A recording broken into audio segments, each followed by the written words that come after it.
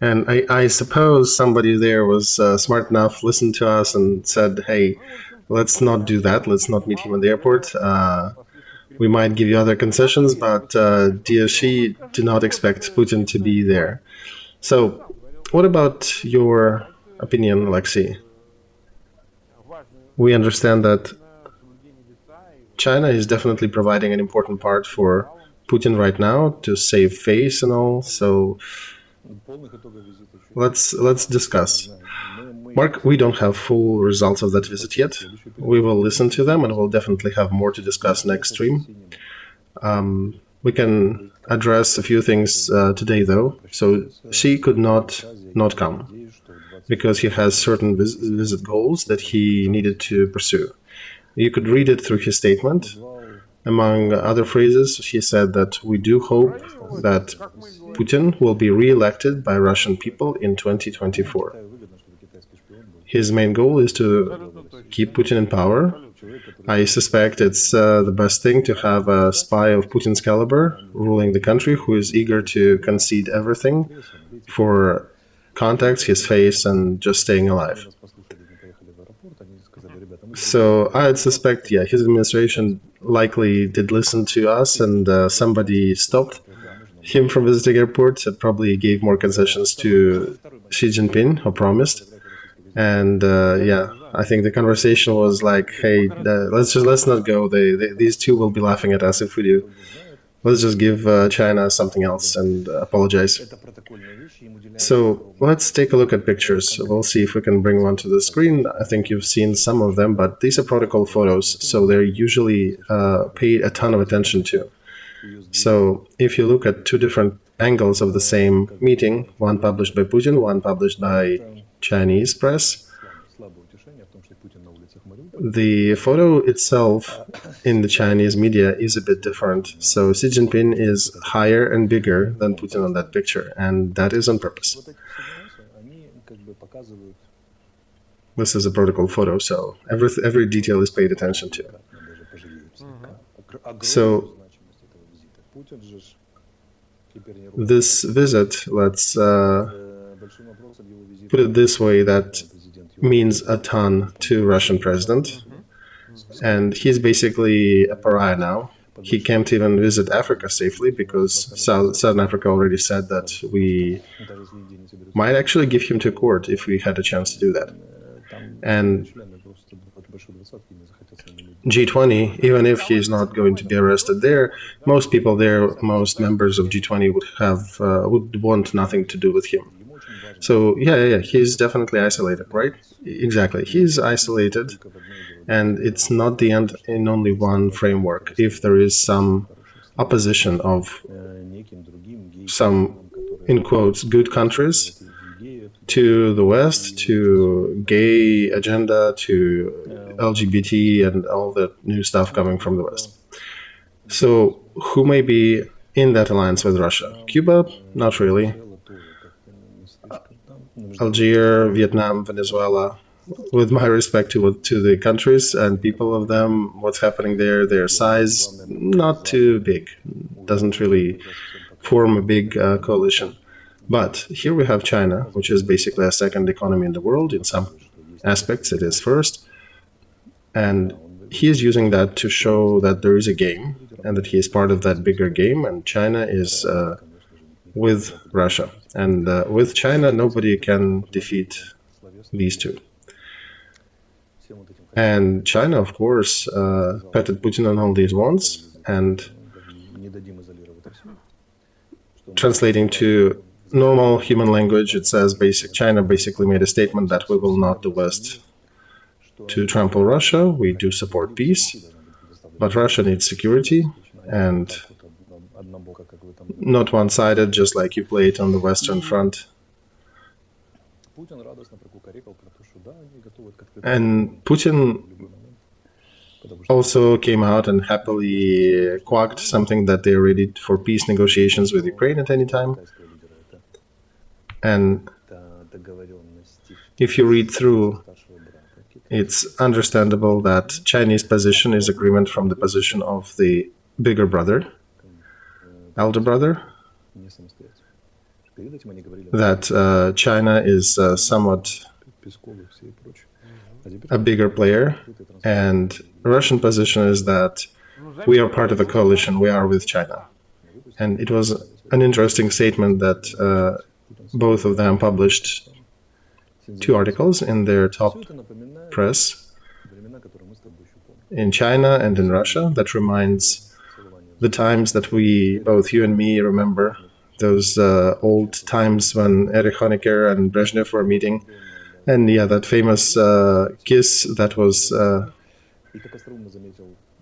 painted and drawn and photographed many times after. So, and that's the story going back to USSR times, basically. That's what it looks like. And at the same time, when they're pretending to be the major players and the opposition and all, somebody made a good comment saying, well, China, yeah, it's a big economy, right? But their leader came on Boeing, so they still cannot build their first plane themselves. And Secretary of State Blinken came out and said that China, instead of coming out and addressing the matter of arrest warrant to a criminal who is wanted for kidnapping, China instead used their diplomacy to support an international criminal. And we also can pose another question. What justifiable guarantees of safety can Russia have in that worldview that they've been making a statement about after Xi's visit?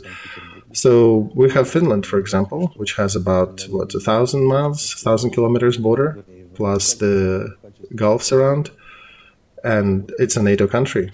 NATO is now right at the border.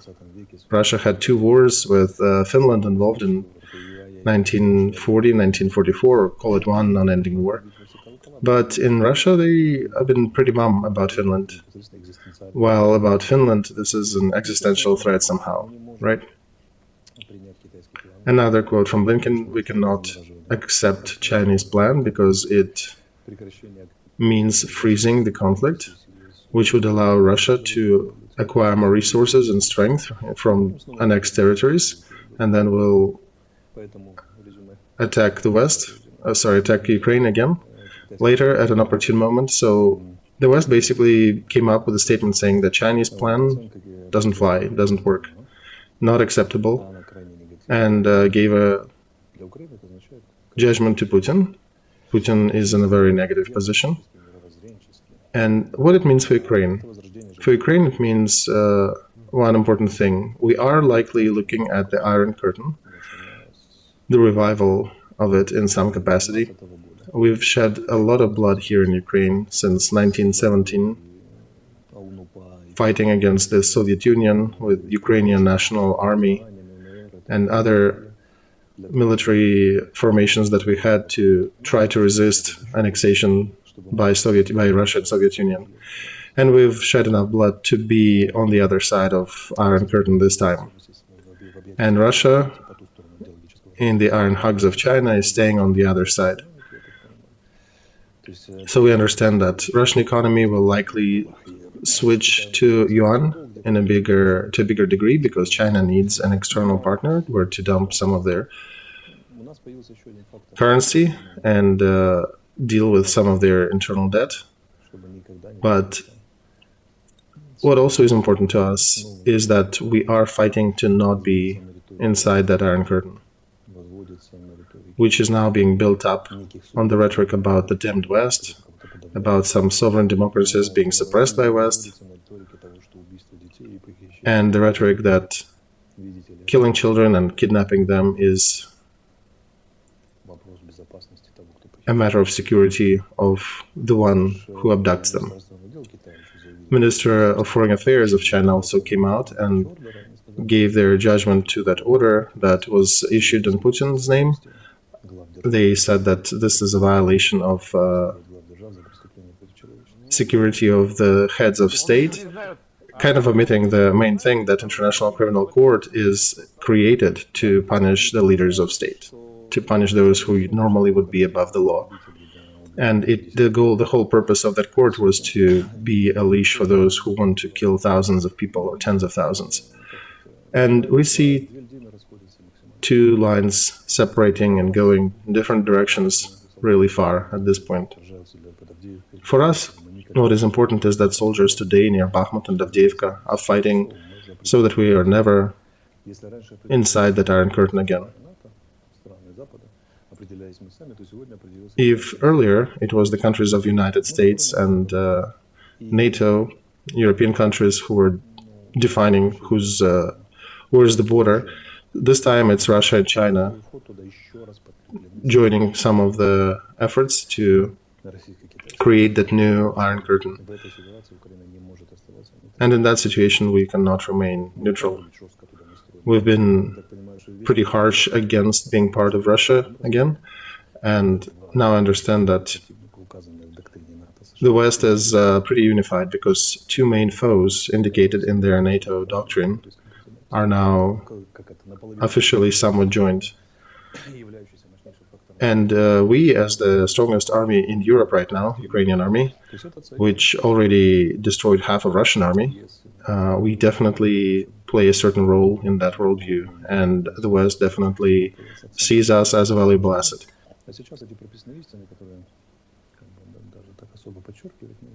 And these are basic values that we are pursuing here. We can start writing them, inscribing them on our banners already, I think. There will be no neutral position for Ukraine in that new shape of world. There is still some fight for Belarus in the Eastern Europe, but all the countries of Eastern Europe are already in European Union. Ukraine is the last one, and we are earning our membership in NATO and in European Union with our blood.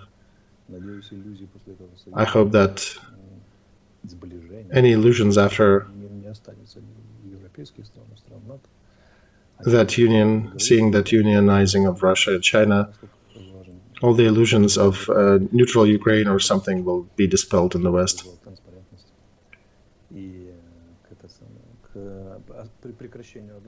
Because China, if given power, they would have called upon ceasefire and likely would play with the same idea that, well, you know, Russia annexed several territories, but it will be peace in a world, and that's how we can stop this war. Who cares about Ukrainian territories? So,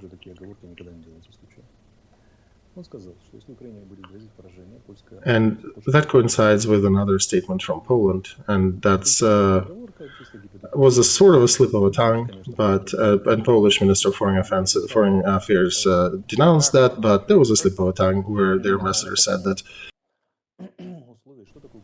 if Ukraine will be losing in this conflict, Poland will partake in this war to prop Ukraine up, to support it. So, and we're talking about, okay, so how would Ukraine possibly start losing in this war? Only if China will generally involve itself in this conflict and start supporting Russia militarily. So then here's several statements coming on different sides. One of them is Poland, who's saying in this case we will join the war and will support Ukraine. And Poland is the country building the biggest army after Ukraine in Europe. It has a lot more HIMARS and a lot more NATO equipment, and it has a long bill to Russian army historically. And also European Union mentions right to the visit of Xi Jinping that European countries will provide 1 million artillery shells to Ukraine. So nobody would have any illusions about Ukraine's capability to fight back. So today we can state that the West approached pretty close to our standards that we remember from our early childhoods, the standards of Cold War, right? And now the question is the remainder of that visit. We're curious to see how it will conclude, and also will China participate militarily in this conflict? And militarily, I want to come down those people, pacify those who are getting really anxious, that China will likely not support war with military equipment, because that is an opening for sanctions against them, and their economy cannot handle that. So it also, just in case if that happens, it also means that the West will then open all the floodgates and will support us with everything. So they already uncorked another barrier. So the Striker divisions we're getting from United States are not from the factory or not from the storage. They're actually taken from actual live military units. So this thing is uncorked, and we can be, the West already figured a way how to do that, how to support us with equipment from their own military. So the West is already pointing China. The West is pointing China to a solution where, okay, imagine Russia has not won, it was defeated on the battlefield, but if you do want Putin to be a leader, you can have him as a leader if you want to. However, Putin still will remain a criminal, and if you will be dealing with him, you'll be dealing with a criminal. So China is trying to solve a problem now, how to let Russia lose, but keep Putin in power. And understandably, Putin is not, even if he is re-elected, nobody will converse with him. He is a pariah in the West and in the whole world, basically. Even if China decides to continue working with Russia in some capacity, the West might still continue working with Russia after the war, but only on some climate change issues or maybe something nuclear, but yeah, nothing on the highest level. And China will have to solve a very complex task to not quarrel with the West and to keep Putin presiding over Russia. Because the West already denied that right for Putin to represent Russian people, and they're expecting him to show up in court at some point. So this is a pretty interesting riddle, and a knot that we're yet to see how that will be untied. But for us, the benefit of this is that the last illusions about Russia and their claims for Ukrainian territory and some neutral Ukraine and some capacity of Ukraine not existing inside the European Union, these illusions are being dispelled, for which I think we can be thankful to Xi Jinping.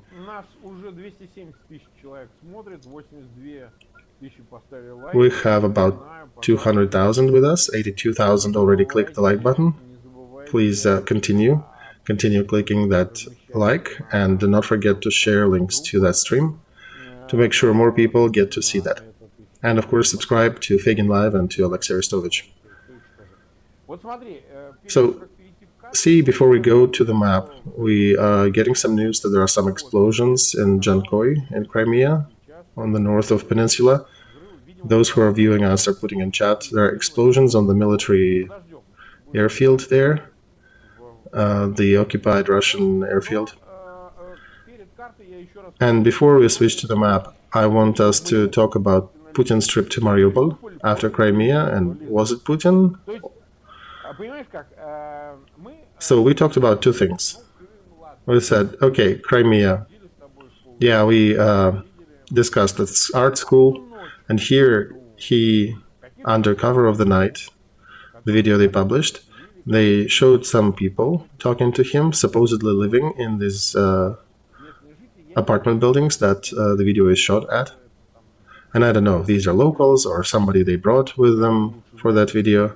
Those people who live in Ukraine, they might chime in and say, are these people indeed Ukraine citizens that are occupied? I don't know if they were forced to talk to Putin or they genuinely side with Russia.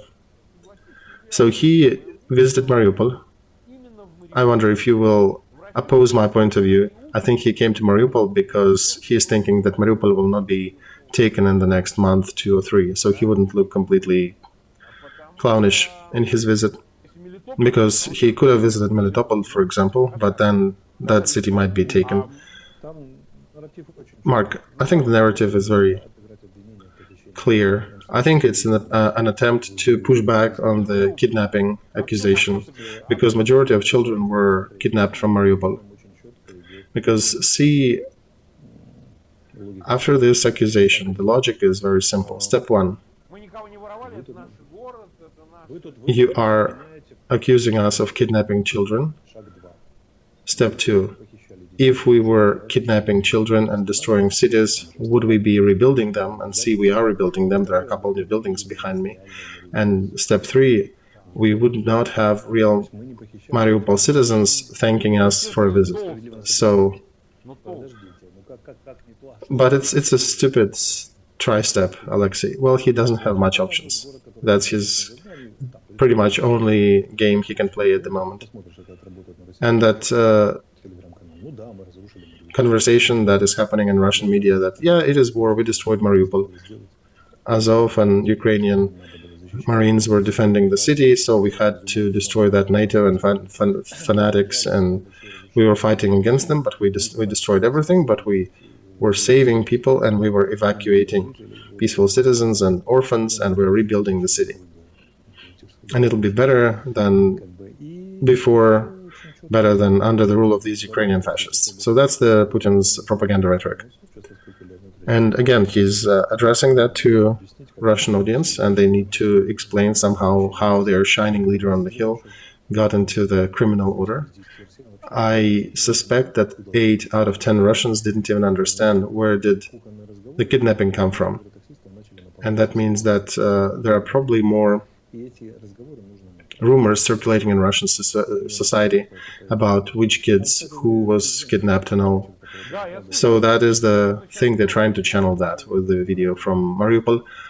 There was actually a scream of a woman behind the video who said that this is all fake, this is all staging. Yeah, we don't know details. Who said that? We don't know who. Mark, yeah, I think this is worth a medal of a hero of Ukraine, because understandably she was risking her life screaming that. And there are a lot of FSB and protective service around. She could have screamed from a window, right? Could have, but it's still a very, very brave step. Okay, let's maybe go to the map, and we'll have a ton more to discuss after. So we have the map on the screen. Let's look at Bakhmut first. I cannot call it Bakhmut as Russia is calling it. I'll call it Bakhmut as we call it in Ukraine. So Russian side has started to cry in the discussions about it, saying that they're failing to take it, that nothing is being taken, neither Bakhmut nor Bakhmut. Prigozhin came out and said, look what's happening. We captured 70% of that town for you, and I'm not even addressing that percentage. That's on his conscience. But if you are not supporting us, if you're not giving us enough weapons and ammo, they may even surround us here and recapture it back. And behind that is also a statement made by Ukrainian military leadership saying that Russia has lost the opportunity to capture Bakhmut. They lost the strategic initiative in that area. So our command is very careful about making statements like that. We'll see how that unfolds, but this is the statement they've made. And a third-party observer, somebody neutral, like Western analysts and all, they're saying that the tempo of Russian advancement near Bakhmut is stalled. And they're literally having issues with artillery shells and other logistics, including other resupplies and fuel and I'm skipping the Russian word, but yeah, machine oil and all that stuff. Okay, so it is a difficult situation there for Russian command, and for us it's automatically difficult. They need to decide now to solve the task of surrounding Bakhmut. They need to add more resources. They need to throw more resource to the front, because the ones they had there, they're worn out despite of their certain concentration. And then the question comes, where do you take them? Last week they sent two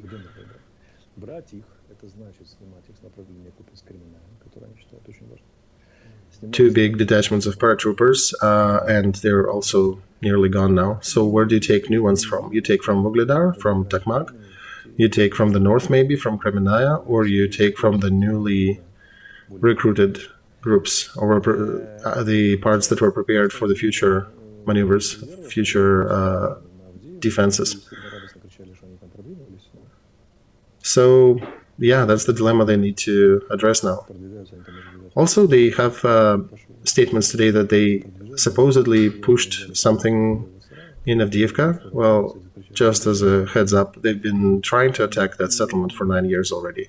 So I suspect they've taken the right side of cow farm again, and they're screaming that they achieved something. And some in their media, they're trying to put Avdiivka as the new Bakhmut, but I have a question to them. Why peddle the new Bakhmut if you're failing to take the old Bakhmut? And Russian media and Russian conversations are now going around the questions of, well, the thunder is in the air, the storm is coming, it seems like Ukraine is going to push back. And I suspect it could be a part of, and some people say it could be a part of Russian PSYOP to prepare themselves for Ukrainian counteroffensive, but I think they're genuinely screaming, genuinely concerned. And as a side note to that, they kind of forgot about all this scary Russian offensive. There's not even a conversation about that. They're now looking at Ukraine pushback. So, and we'll see how that goes. We don't do, we don't do offensives like they do. We don't walk on their machine guns. We attack their logistics supplies and we force them to retreat. So, again, we have no fixed dates for our counteroffensive. And Peter Pavel, the president of Czech Republic, recently said that Ukraine has one good chance for counteroffensive and they shouldn't waste it. I'll make my own statement here as Alexei's opinion. Let's imagine that Ukraine has a partial success in that counteroffensive. For example, we came to the border of Crimea, we took everything from Kherson to Mariupol. We didn't take Mariupol itself, but we also pushed them back on Lugansk and Donetsk. And the whole southern front is taken, for example. We haven't taken Crimea and Mariupol is still standing. So, what then? We say we need another cycle, we need more supplies, more ammo, more armor, to continue with our agenda, to push back and recapture the last of our territories. What, the West would come out and not support us? Then we basically will tell them this will then be under Putin. And that's what's the reason? Because if one considers that in this case the West decides not to support Ukraine and push that into the arms of negotiations with Putin, then you basically delegitimize all the efforts and would support the position of Xi Jinping, who made a statement today. How would that be seen? The free countries of the world and the people of the West, how they will take that. So me, personally, when I hear that this is the only chance for our counteroffensive, I don't know whether to cry or laugh, because if indeed, imagine this is the last attempt to take back the lands, then all the political rhetoric, everything that is being said in the West is multiplied by zero. It's being erased, basically. And then Xi Jinping will be celebrating victory and the West will be celebrating a loss. The question is, does the West need it? So, with all respect to the opinion of the President of Czech Republic, I am of a different opinion. I see the West supporting Ukraine to the end of this conflict until Russian troops are completely out of our territory and while Ukraine is ready to take it back. I do not see an eventuality where the West comes out and says, no, we're not going to support you, although we know you're ready to, but we're not supporting you to do that. I don't see that eventuality. Even if, for example, we captured part of the territories, we still need support to hold them. If we are holding them, we need support, otherwise Putin will come back and take them back, right? And if we are holding it, then, and you're still supporting us, then why stop all the effort? because we can actually push them out and retake everything. So that, in this view, this ideation loses ground, and I see the West supporting Ukraine. They have been supporting us, and they will be supporting us as long as we're eager to resist. And it's not in their interest to leave at least one Russian soldier on the occupied territory and let Putin and Xi Jinping win anything. That decision was officially taken, and I understand why Czech president might have said that, because they probably want to win over the wavering countries, the ones who haven't really made their mind yet, and basically saying, look, this is the last push, let's do it. But again, I'll put the question here. If it was indeed the last-ditch effort to win in this conflict, would European Union sign an agreement to support artillery shells supply for a year in 2023? Probably not. Alexei, okay, I think the logic of this statement might be the West trying to finish this conflict in 23. And if, for example, this doesn't work, then because they do want to convert the military victories on the Ukraine front into their political victories. Because if, for example, Russia doesn't run away and you don't really capture everything back, you are looking then at preparing another counteroffensive, and that probably another 3, 4, or 5 months after this first one that is still due to happen, and that will probably push the whole conflict outside the boundaries of 2024. And that is probably the angle. I've heard that before, and that gives an angle to those who said we did want to finish it in 2023, and that's finish it either militarily or by negotiations. So, right, expanding that ideation, let's lose to Russian Federation and keep whatever managed to take.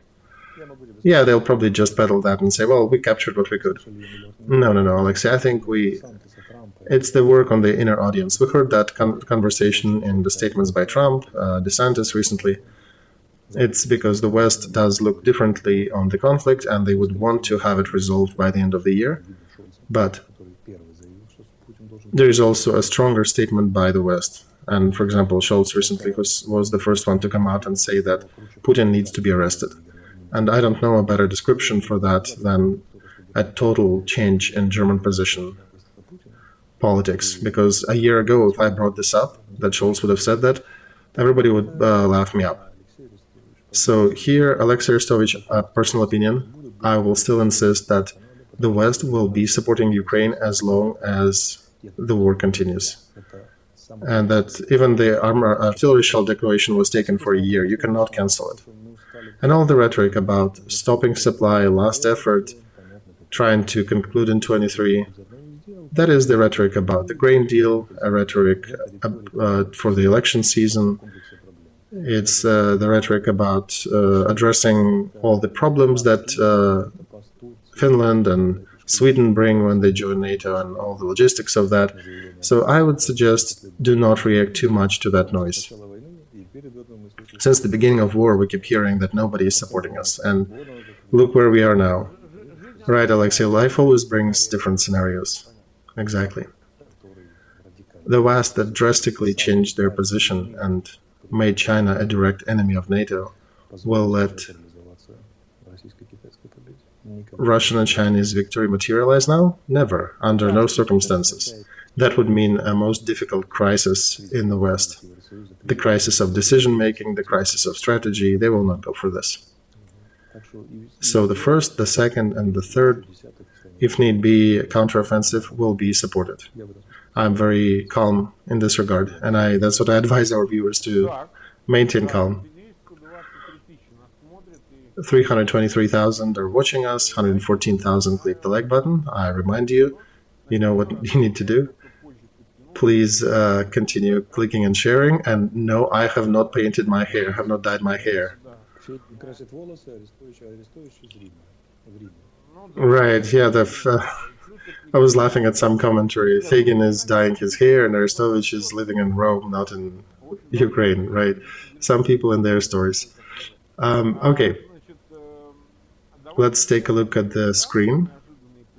We had a tweet from Biden administration who published this and said tomorrow and believe. And what do you think it is? Oh, somebody already commented on that this is to celebrate some actors who was from the TV series that started in the same manner. Oh, I thought it's something else. No. It's just it's movie related. At least that's how it was presented and explained. What about the tanks? Yeah, we got some Leopards from Norway.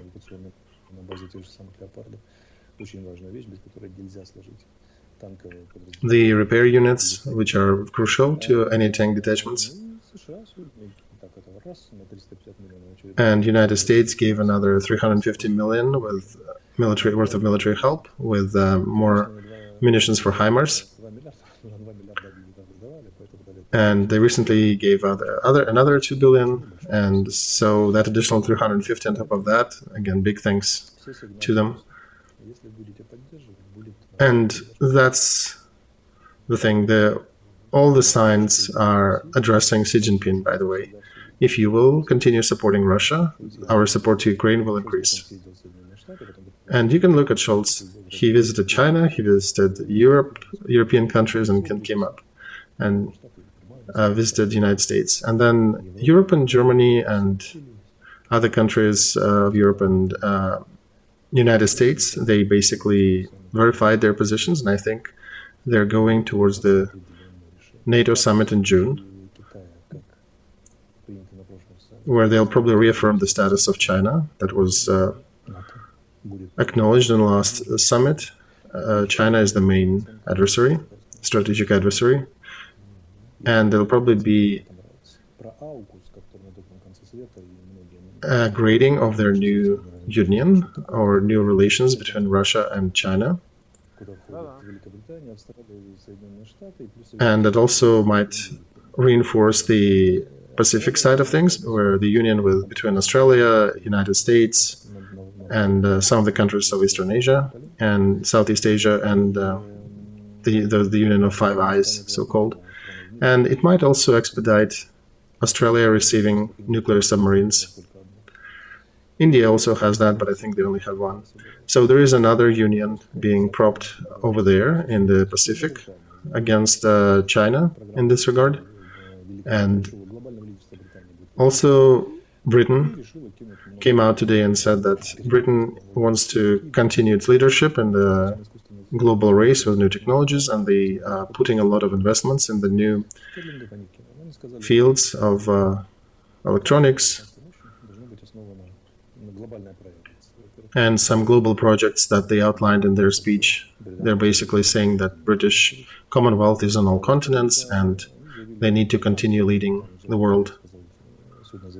And they were talking about their spring budget, and they said that they're supporting artificial intelligence. Britain is the leading venture investment country in Europe, more than France and Germany combined. And most of the new investments will go into creation of a new supercomputer that will trump a lot of existing capacities. The West is still playing their game, technological leadership. China tried to play that game, but they threw 650 billion to the artificial intelligence. But one needs to understand that technological leadership is standing on the base that is fully manufactured only by the West. When the West is fighting anyone, they're attacking the technological branches first. And the activity of China in regards to Russian Federation is based in them trying to convert some critical technologies that were not been given to them otherwise, trying to get some additional input from Russia and get them participating in some actions.